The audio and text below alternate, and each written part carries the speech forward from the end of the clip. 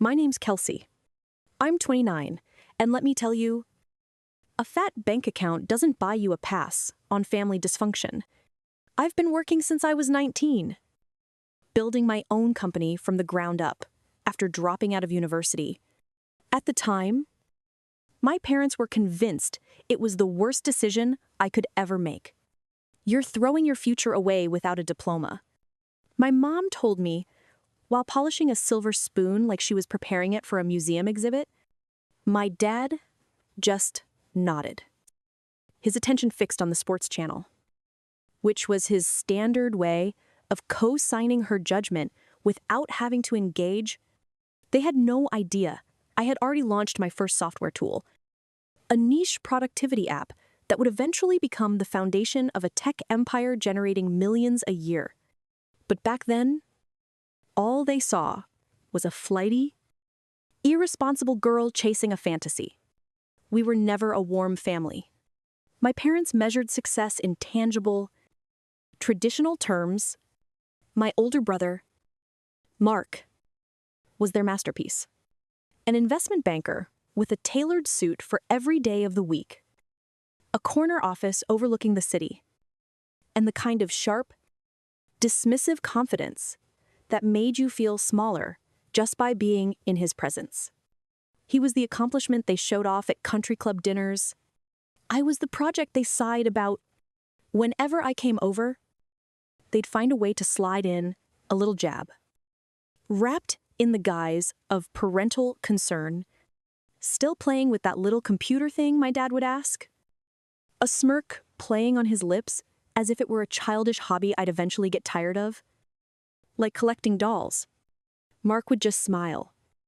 A tight, condescending little smile. And say, "You know, my firm is hiring receptionists.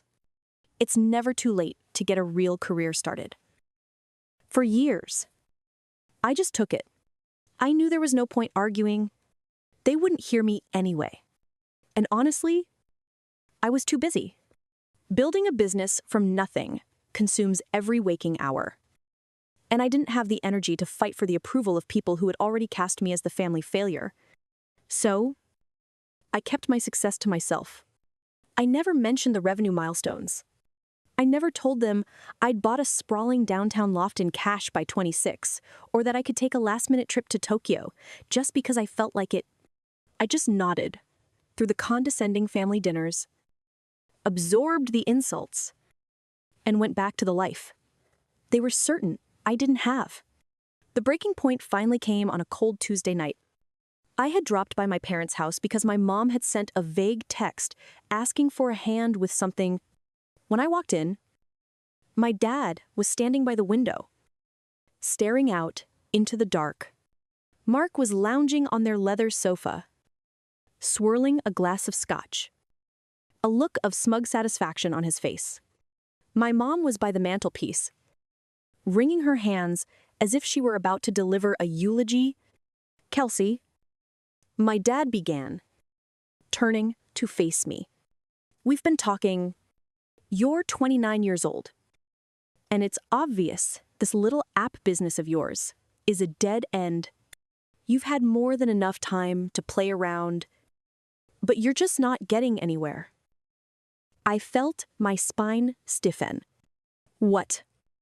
Exactly. Is this about? He gestured vaguely toward the front door. "You've been in that little rental for years, and you're still acting like a child. We can't keep supporting this lifestyle." I stared at him, completely baffled. "Supporting me? I haven't asked you for a single dollar since I was a teenager." Mark let out a short, ugly laugh. "Oh, please. Kelsey, you've been drifting. Does anyone really believe you're making a living from that hobby? It's just getting sad." My mom finally spoke, her voice thin and sharp. "We've decided it's time you learned what the real world is like. No more coming here for dinners. No more expecting us to be your safety net." I looked at their faces. One by one, they were a united front of disappointment. "I don't need a safety net. I'm doing fine." My dad's voice rose, cracking with frustration. If you're doing so fine, then you won't need our help at all. Will you? In fact, you can go now. Go see what it's like to really be on your own. Maybe a little hardship will finally wake you up. The room was silent, except for the ticking of the grandfather clock in the hall. I looked over at Mark, who took a slow, deliberate sip of his scotch. Watching me over the rim of the glass, like this was the best entertainment he'd had all year, I could feel a hot rush of anger in my chest. But I pushed it down, replacing it with a strange, cold clarity. They really thought this was their trump card. They thought I would crumble, plead with them, promise to get a real job. They had absolutely no idea that I could buy their entire street and not even notice the dip in my accounts. I picked up my purse from the entryway table. Fine, I said, my voice surprisingly steady. If that's how you feel. My mom opened her mouth, probably to deliver one last piece of cutting advice, but I didn't let her. I turned and walked out, closing the door softly behind me. As I climbed into my car, a sleek, dark gray import they assumed I was financing to the hilt, I saw my reflection in the rearview mirror. I wasn't hurt. I wasn't even truly angry anymore. I was amused, because I knew a secret they were about to learn in the most public and unforgettable way possible. And as I pulled away from the curb, I knew that in a few short weeks, the comfortable world they had built for themselves was about to come crashing down. The first week after they kicked me out was almost peaceful. Not emotionally. Of course, my mind was racing, but there were no condescending phone calls. No passive-aggressive texts. No demands for my time. I didn't expect them to apologize. But a small, naive part of me thought my mother might at least check to see if I was sleeping on the street. Nothing. It was a clean cut, like I'd been surgically removed from the family portrait. I spent my days working my loft, which they thought was a tiny rental, was a sprawling 2-story penthouse with a view of the entire city skyline. From my minimalist glass desk, I could see the glittering towers, a concrete forest I had conquered on my own terms. It was a constant, shimmering reminder of how little they actually knew about me. By the second week, the whispers started. I began hearing things through my cousin, Chloe, the only one in the family who ever treated me with basic respect. Apparently, my parents and Mark were deeply concerned about me. Not concerned for my well-being, but concerned in the way one talks about a distant relative who has made a series of bad life choices. My mother had told her book club that my little venture had finally gone bankrupt, and I was too proud to admit it. Mark had told a mutual friend from college that I was learning a valuable lesson and would probably be asking him for a loan soon. They weren't just letting me fail. They were actively authoring my failure story. One night, a text from Chloe lit up my phone. Chloe, hey. Just left dinner at your parents'. You okay, me peachy? Why, Chloe, your mom was telling everyone you're probably living with friends because you couldn't make rent.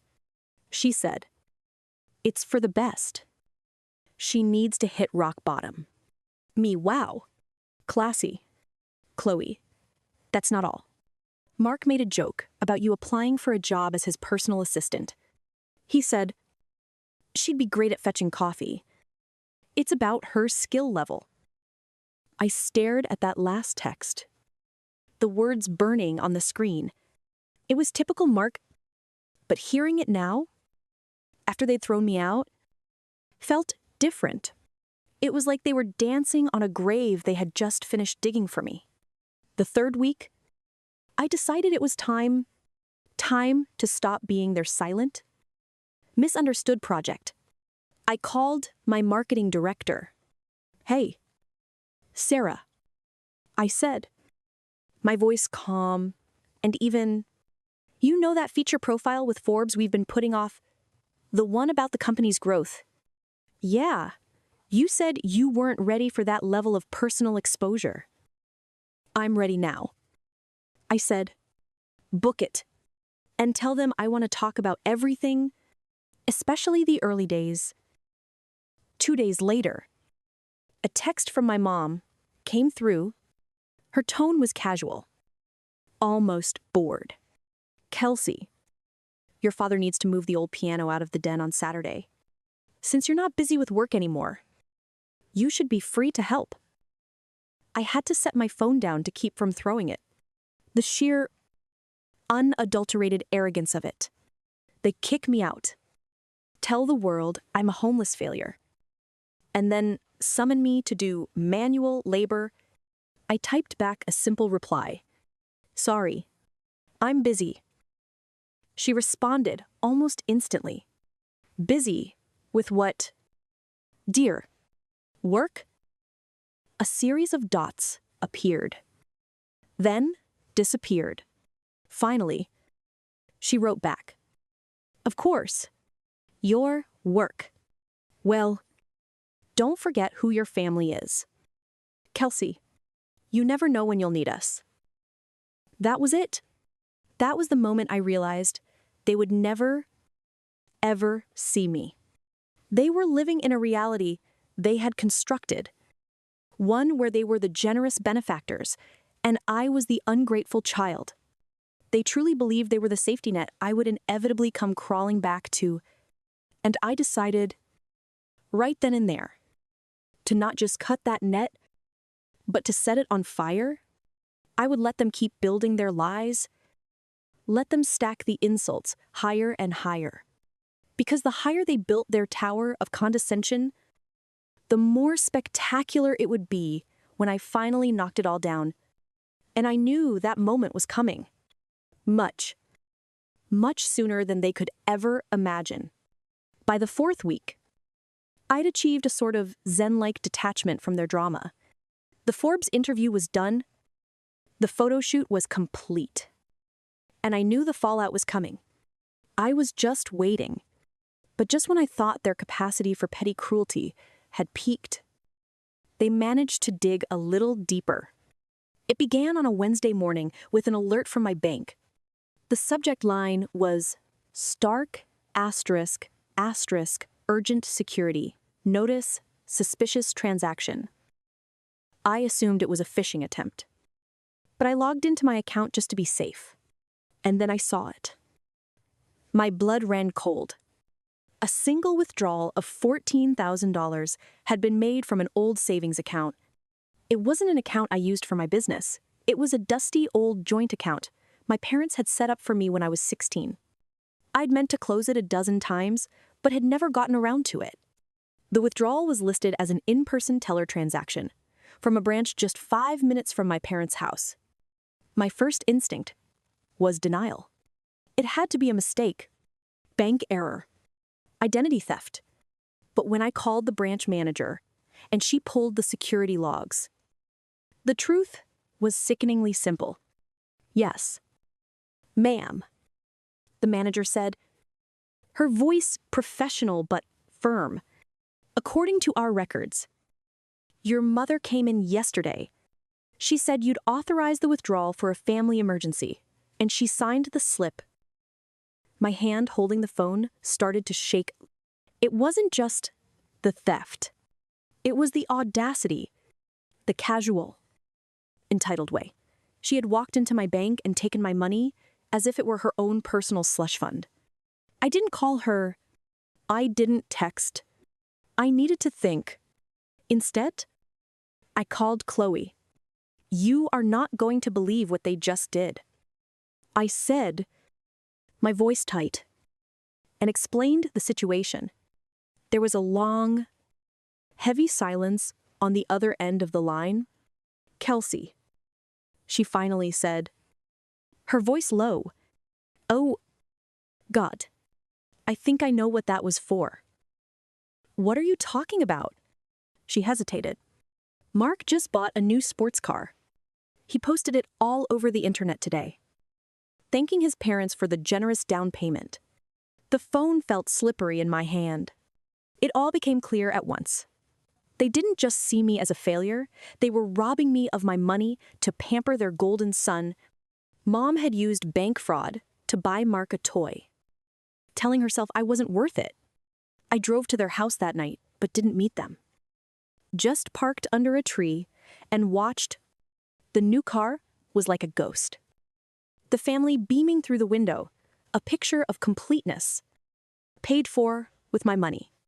Hope for reconciliation died. A cold determination grew in its place. I began building my fortress. I hired lawyers to go through all my assets, locked up all my accounts, hired investigators to gather the family's financial records. Meanwhile, I ramped up my work, expanding internationally, appearing at major conferences to build my reputation. Forbes put me on the cover, a media blitz that prompted Mom to text, "We're proud," without apology. The investigative report revealed they were broke. Mark was in debt. My father had guaranteed a real estate project that collapsed in 6 months, a fatal flaw. I bought the debt through an anonymous company. When the project went bust, the bank called the guarantor my father. I became their creditor. I invited the family out to dinner to celebrate.